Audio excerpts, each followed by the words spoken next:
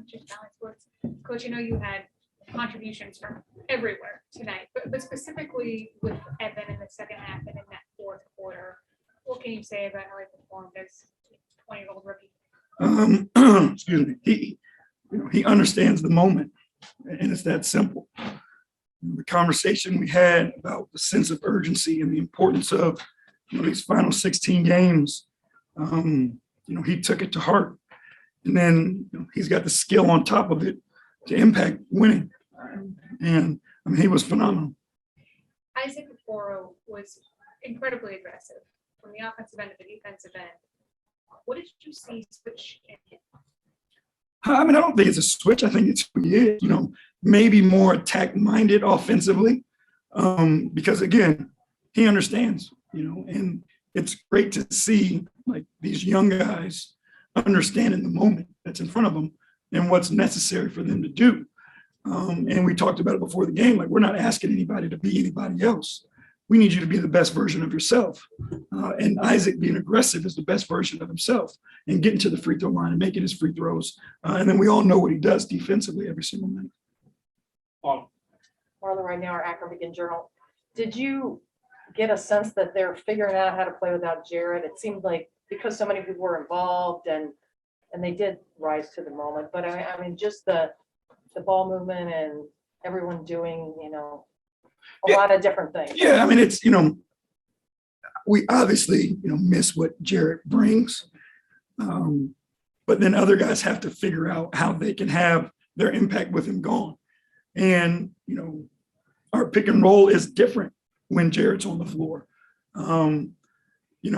How the ball moves because of that and the way defenses play it is different. So we just have to figure out how opponents are going to play us. And I thought we did that tonight. They trapped. Evan got the ball in the pocket, made the right next play. We got some easy opportunities off of that. So I think, we're reading the game and understanding teams are defending us differently without him. And what did you see out of Karsten in his first game? I thought it was good. I mean, he had to move, it's like silky, where he got back to his left hand and found a small space. I think it was great for him to just get those minutes, and he'll continue to get better. But he's another guy who can attack, beat his man, and also play make. Kelsey Smith, like give you that sense of urgency you talked about.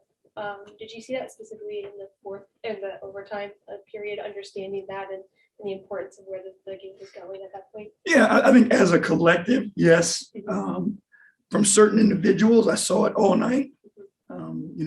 What we have to do a better job is sustaining those moments. In the first half, we built the lead, and then we gave the lead back, right? Like understanding you get up, now it's time to keep going.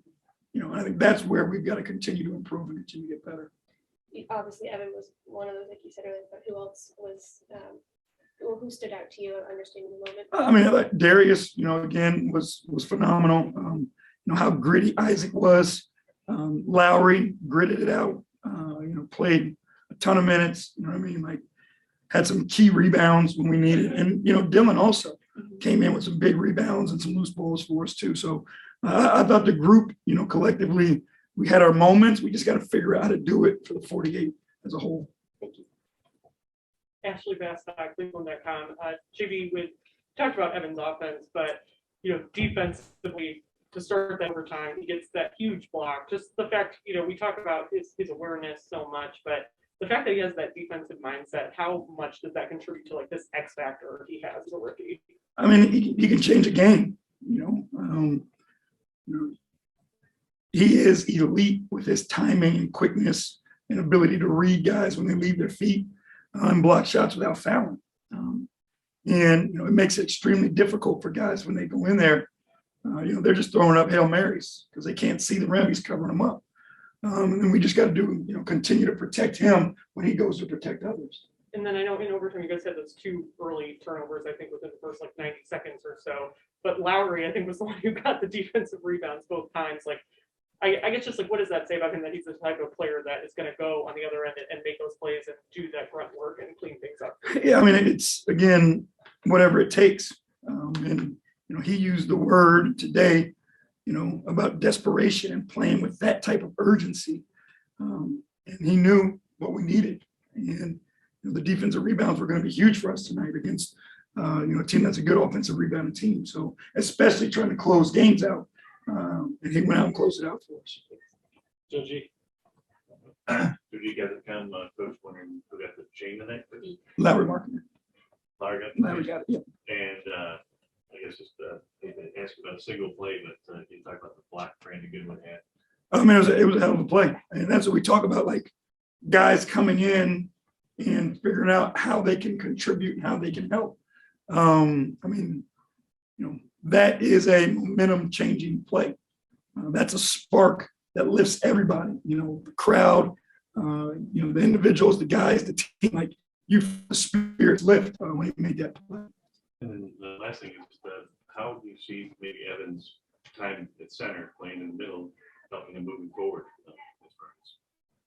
He's not going to have to bang with these big guys once Jared comes back. Yeah, I mean, it's just the confidence and knowing, that he is capable. And, when Jared does come back and they are together, it's the same thing when they put those smaller guys on him. He's banging with these guys and getting to his spot. Now he's taller, longer. He can bang with those smaller guys and get to their spot. So, the physicality will make it easier on him. Evan was like the fourth cap to get 100 blocks as a rookie, and there's some guys with their banners in the rafters on that list. What does that say about just his? He'll be there one day, for sure. Yes. What's I guess with the sense of urgency about like where you guys been with these games, everything, what's the key to balancing, like understanding the moment, making those right plays and not like getting too ahead of or I guess like rushing and anything in the moment? Well, there's no panic. I think that's the difference, right? Is we're not asking guys, to play helter skelter or, to play with fear or worry. All we're asking guys to do is what they do a little bit harder and do it a little more. And understanding, how important each possession is and how we value those possessions on both sides of the ball. Like that's where our mindset is. There is no added pressure. There is no panic from the coaches or each other.